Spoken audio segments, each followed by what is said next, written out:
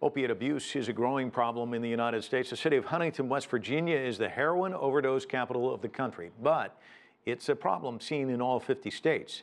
Statistics show more than half of heroin users in America started by taking prescription pain pills. Once addicted, many find heroin gives them the same high, but it's much cheaper and there is no need for a doctor's prescription. Sanho Tree is the director of the Drug Policy Project. I asked what can be done to address this issue.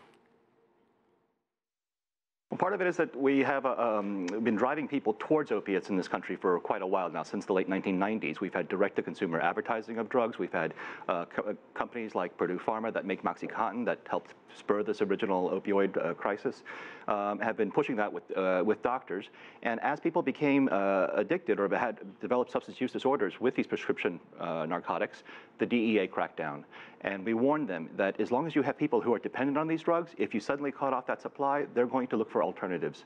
And of course, heroin was the easiest one. It's on the street. It's much cheaper than black market prescription pills, and you don't need a prescription. And as that problem then increased, we again warned the DEA, if you simply have a blind war on heroin, the traffickers will of course respond in their own interest. These are market forces that drive the traffickers then to cut the heroin with fentanyl and carfentanil and other analogs that are much more powerful and much more potent than heroin. And that's what's really killing people right now. So these are market failures, basically, driven by policy. You and I are old enough to remember the Just Say No campaign. I mean, when we think about the war on drugs dating back to the Reagan era, in fact, The Atlantic, the U.S. magazine, recently did a piece on the drug epidemic, and I've lifted one excerpt. The war on drugs is a decades-old federal effort that has failed as consistently and completely as any government initiative in American history. I imagine you're nodding your head, so you would agree. What's the solution? I mean, the U.S. has been going at this one way for so long. Is it education? I mean, what do we do? I think we look at the root causes of why so many people choose to use drugs at such a high rate in this country compared to other countries with even more liberal drug laws. So it's not a question of which country has tougher laws that produces less problematic rates of use and abuse, but rather we need to look at the root causes, which I think are rooted in issues of poverty, despair, and alienation. Poverty is easy to see. People can identify that, but despair and alienation cut across class lines.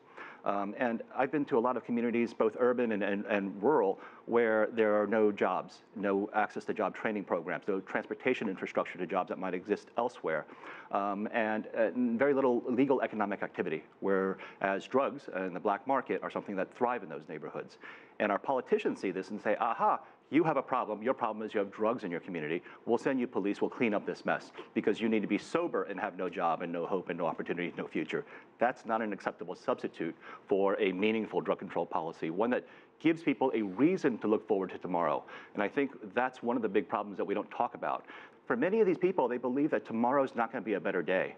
And in that sense, self-medicating becomes tempting. And I think it's a draw for a lot of people who don't think that they see much hope in where the world is headed, where their communities are headed. And so I guess education, targeting poverty, some of these other issues, not as sexy, but very important. Right. A traditional war approach isn't going to solve this problem. Wars don't make people healthier. All right. Sanho Tree, thanks so much.